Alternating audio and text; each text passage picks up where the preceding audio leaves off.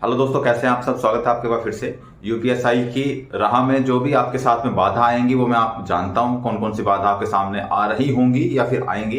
तो पहले से ही उस चीज के लिए आगाह करा रहा हूं ताकि आने वाले टाइम में आप सब लोग उस चीज को दूर करके अपनी तैयारी को संपूर्ण कर सकें हर तरीके से। ठीक है, तो वो बाधा मैं आपको बता रहा हूं, वो बाधा आपको क्लियर करनी है, दूर करनी है। किस तरीके से वो भी बताऊंगा किस तरीके से करनी है।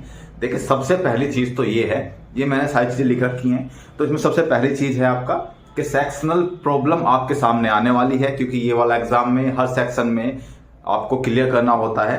35% क्राइटेरिया होता है हर सेक्शन में, जीएस में, रीजनिंग में, मैथ में, हिंदी में, सभी में 35% लाने अनिवार्य हैं। उसके बाद आपकी मेरिट बनेगी। तो सेक्शनल क्वालिफाई के लिए आपको हर सब्जेक्ट को इक्वल टाइम देना पड़ेगा।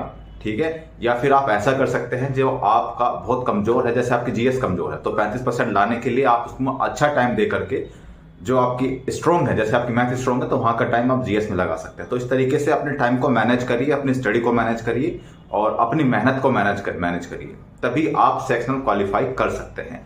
तो ये इंपॉर्टेंट चीज है, सबसे इंपॉर्टेंट तो यही है, सेक्शनल क्वालिफाई। ठीक है, दूसरी जो बात होती है, दूसरी आती है कि हम थोड़ी देर पढ़ते हैं फिर बोर हो जाते हैं और फिर हम उठकर चले जाते हैं। देखिए, यही आप में सबसे बड़ी कमी। आप अपने बैठने का जो कैपेसिटी है ना, उसको नहीं बढ़ा रहे हैं। आप जब अपने बैठने की कैपेसिटी को बढ़ा लेंगे ना, तो पढ़ाई तो अपना आप होने लग जाएगी। आप चाहे पढ़े ना, अगर आपकी बैठने की कैपेसिटी नहीं है तो आप बैठने की कैपेसिटी बनाए पहले। चाहे आप पढ़े ना, 1 घंटा बैठे, फिर अगले दिन 1.5 घंटा बैठे, फिर 2 घंटा बैठे, लेकिन आप उठिएगा नहीं बीच से। चाहे आपको वो पढ़ें या ना पढ़ें, जब आप बैठने की कोशिश करेंगे तो आप जब बैठना सीख जाएंगे तो पढ़ना अपना आप आ जाएगा। उसमें कोई दिक्कत वाली बात नहीं है। आप पहले अपने आप को बैठना सिखाइए, ठीक है, फिर पढ़ना सिखाइए। तो बोर होने की जरूरत नहीं है। लक्ष्य को अपने दिमाग में रखिए कि मुझे सिर्फ यूपीएसआई बनना है, इसके अलावा कुछ मुझे नहीं चाहिए। मुझे 2 स्टार चाहिए इस कंधे पे, इस कंधे पे, ठीक है, पी कैप सर पे चाहिए। अगर वो लेनी है तो सारी चीजें आपको डेवलप करनी पड़ेंगी। अपने अंदर बैठने की कैपेसिटी भी मेहनत भी करनी पड़ेगी लगन से, और सारी चीजों से ध्यान हटा करके मेहनत करनी पड़ेगी। ठीक है, तो बोर मत होइएगा, अपने लक्ष्य को ध्यान में रख करके पढ़िएगा। अपने जहां पढ़ते हैं उसके सामने लिख लीजिएगा यूपीएसआई, और यही बनना है। फिर देखिए आपकी मेहनत किस तरीके से आगे बढ़ती है। तीसरी जो चीज है वो होता है, समझ में नहीं आता हम क्या पढ़ें।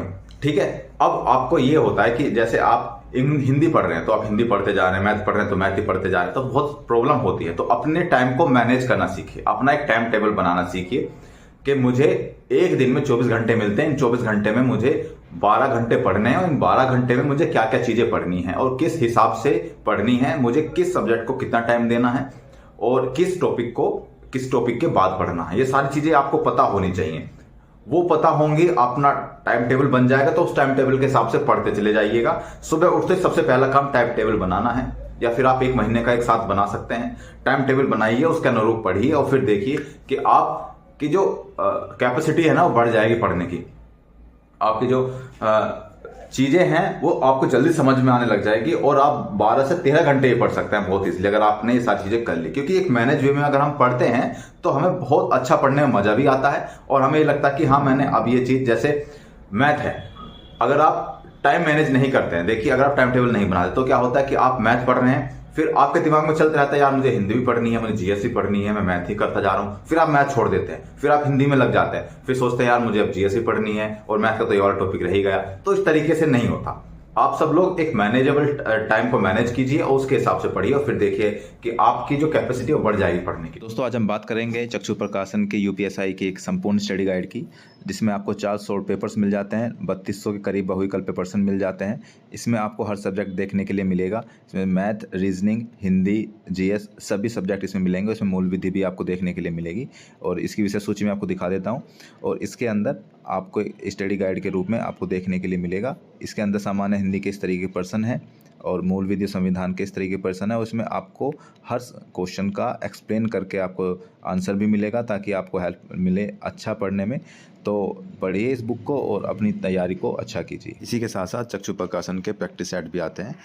आप प्रैक्टिस सेट लगा करके अपनी तैयारी में धार ला सकते हैं और अच्छी तैयारी कर सकते हैं। ठीक है, जीके जीएस में इंटरेस्ट नहीं है, देखिए 35% क्राइटेरिया है और 35% तो आपको क्लियर करना ही पड़ेगा, और इंटरेस्ट बनाना पड़ेगा जीके जीएस में। अगर आपका बिल्कुल भी इंटरेस्ट नहीं है तो कम से कम इतना तो कर लीजिए कि आप 35% ले आए, आप कट ऑफ से क्लियर कर जाए। फिर उसके बाद तो मेरिट में आप जीएस में मैथ में अच्छा कर सकते हैं, रीजनिंग में अच्छा कर सकते हैं, तो वहां अच्छे मार्क्स ला सकते हैं। लेकिन जीएस को डेली पढ़ना है, जीएस को छोड़ना नहीं है। मोस्टली चीज पॉलिटी इसमें है, पॉलिटी को बहुत अच्छे से, करंट अफेयर्स को बहुत अच्छे से आपको इसमें पढ़ना है।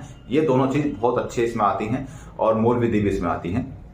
ठीक है, तो जीएस में इंटरेस्ट बनाइए, उसके बिना सिलेक्शन अधूरा है, क्योंकि हर सब्जेक्ट का एक अपना महत्व है इस पेपर में। ठीक है, ये मैथ में प्रॉब्लम होती है कि हम मैथ को समझ नहीं पाते हैं। मैथ में तो प्रॉब्लम सबको होती है, मैथ की प्रॉब्लम कैसे दूर होगी वो सिर्फ प्रैक्टिस से होती है। अगर आप प्रैक्टिस अच्छी करते हैं मैथ की, तो आप यकीन मानिए कि आप अपने आप क्वेश्चन सोल्व करने लग जाएंगे। जब मैं मैथ पढ़ता था ना, तो शुरू में मुझे समझ में नहीं आता, बिल्कुल भी मुझे समझ में नहीं आता कि मैं क्या पढ़ूं, कैसे पढ़ूं। और मैंने कोचिंग भी ली, कोचिंग के बाद भी मुझे कुछ चीजें समझ में आई, बहुत सारी चीजें नहीं भी समझ में आई। लेकिन जब मैंने प्रैक्टिस करना शुरू किया मैथ का, सेल्फ से, अपने आप से, मैंने किसी से नहीं पूछा, मैंने प्रैक्टिस करना शुरू किया। जैसे मैंने मैथ की पूरी बुक कंप्लीट कर ली, फिर से वही बुक शुरू से कंप्लीट रिवीजन किया, फिर से वही बुक शुरू से रिवीजन किया। इस तरीके से मैंने बुक को कितनी बार रिवीजन किया मुझे खुद भी नहीं पता है। तो उसी तरीके से आप करिए, केवल और केवल प्रैक्टिस ही मैथ में आपको स्ट्रॉन्ग बना सकती है, इसके अलावा कोई और ऑप्शन नहीं है। अगर आप सोचते हैं कि मैं शॉर्ट ट्रिक यूज करके बहुत सारी चीजें कर लूंगा, तो वो केवल एक भ्रम है और कुछ नहीं है। जब आप एग्जाम में बैठते हैं तो कोई शॉर्ट ट्रिक काम नहीं आती आपके, जो भी आपका बेसिक नॉलेज है वो काम आती है आपके। ठीक है, तो शॉर्ट ट्रिक को भूल जाइए, और जब आप प्रैक्टिस करेंगे तो शॉर्ट ट्रिक अपने आप बन जाएगी आपकी। ठीक है, अगले टॉपिक पर आते हैं कि वैकेंसी नहीं आ रही है, हम डिमोटिवेट हो रहे हैं। देखिए, वैकेंसी आना तो निश्चित है, चाहे जनवरी में आ जाए कि लास्ट तक आ जाए या फरवरी में आ जाए, लेकिन वैकेंसी जरूर आएगी। तो बोर्ड ने भी कंफर्म कर दिया है, उन्होंने भी लिखा है वैकेंसी विल बी कम सून। ठीक है, तो जल्दी वैकेंसी आएगी, डिमोटिवेट होने की जरूरत नहीं है। बस अपनी पढ़ाई को कंटिन्यू रखिए, अपने आप को इतना प्रिपेयर कर लीजिए कि एग्जाम आते उसको फोड़ दें, इससे ज्यादा कुछ नहीं चाहिए। ठीक है, अपनी पढ़ाई को ब्रेक मत कीजिएगा दूसरों के कहने से। दूसरे लोग कहते हैं कि वैकेंसी नहीं आएगी, वैकेंसी आएगी, 100% आएगी, बस अपनी पढ़ाई को कंटिन्यू रखिएगा। ठीक है, ऑनलाइन पढ़े या ऑफलाइन, सेल्फ पढ़े या किसी कोचिंग में जाकर पढ़े, देखिए सेल्फ जो पढ़ाई होती है उससे बेहतर तो कुछ होता ही नहीं है। मैं सारी चीजें छोड़ के बता रहा हूं, एक अनबायस्ड बता रहा हूं। जो सेल्फ पढ़ते हैं उससे तो कुछ चीज अच्छी होती नहीं है। आप ऑफलाइन या ऑनलाइन पढ़ते हैं, देखिए जो कोचिंग करना चाहते हैं, कोचिंग वो लोग करें जो बिल्कुल बेसिक से तैयारी कर रहे हैं और उनको नहीं पता कि मुझे किस तरीके से पढ़ना है, क्या पढ़ना है, बेसिक अंडरस्टैंडिंग जिसकी नहीं है वो एक बार कोचिंग कर ले। और कोचिंग में भी ऑफलाइन करेंगे तो ज्यादा अच्छा होगा, क्योंकि ऑनलाइन अगर आप कोचिंग करते हैं तो समझ में तो आता नहीं है ऑनलाइन। ठीक है, बस मोबाइल के सामने बैठे रहते हैं, हमें लगता है कि हमें समझ में आ रहा है, लेकिन 1 घंटे बाद भूल जाते हैं, कुछ समझ में नहीं आता। तो ऑफलाइन पढ़ोगे तो ज्यादा अच्छा रहेगा। और जिसकी बेसिक अंडरस्टैंडिंग मजबूत है, जो बेसिक अंडरस्टैंडिंग करके चला है, वो अगर सेल्फ पढ़े तो उससे बेहतर तो कुछ हो ही नहीं सकता। कोचिंग वोचिंग में टाइम खराब, पैसा खराब, सारी चीजें खराब होती हैं। जो सेल्फ में मजा आता है ना, सेल्फ में आप 1 घंटे में इतना कुछ पढ़ जाएंगे जो कोचिंग में आप 3 घंटे में नहीं पढ़ेंगे।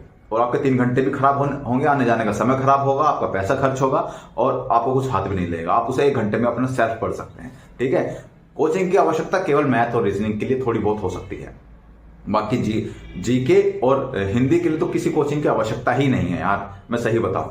ठीक है, जिसकी मैथ की बेसिक अंडरस्टैंडिंग अच्छी है वो सब कुछ अपना सेल्फ पढ़े, ऑफलाइन पढ़े, इससे बेहतर कुछ नहीं है। अगर आपको टेस्ट देना, टेस्ट ऑनलाइन दे सकते हैं। ठीक है, ये सारी चीजें मैंने आपको बताई हैं, यही आपकी यूपीएसआई की जर्नी में बाधा आने वाली है और यही आपको क्लियर करनी है ये सारी चीजें। और ये सारी चीजें क्लियर करके आप यूपीएसआई में सेलेक्ट हो जाएंगे, मेरी गारंटी है। लेकिन अगर आपने अच्छे से 10 से 12 घंटे मेहनत की तो। मिलते हैं अगली वीडियो में, तब तक के